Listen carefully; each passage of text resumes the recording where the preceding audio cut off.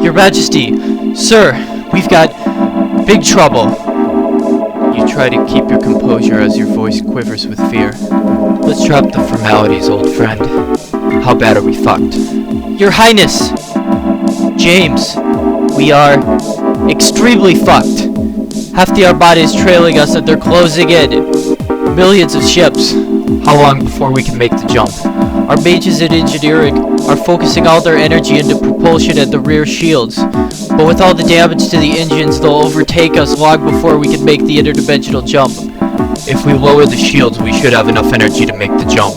But James, if we lower the shields, the ship will be torn apart in moments. I know. I'll keep them busy while you escape. You know we can't let you do that, sir.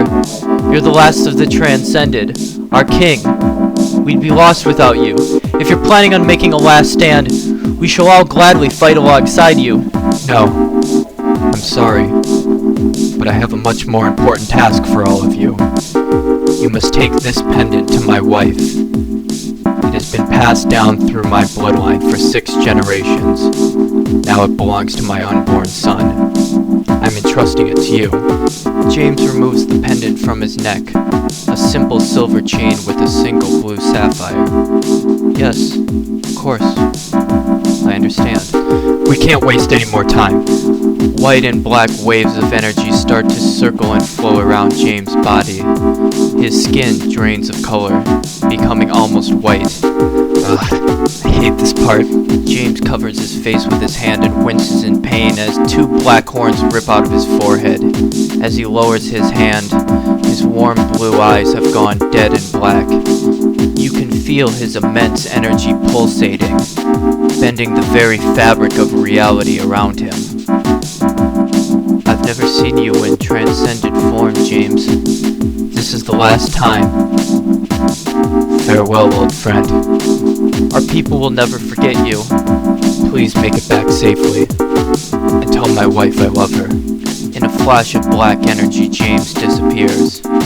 You feel your eyes well up with tears.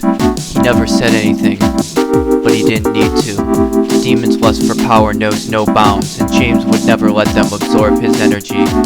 Even in death, he would rather sever his soul and memory from his body than let that happen. The king would truly be dead, never able to enter the great soul well. You suddenly realize that there's no time for tears.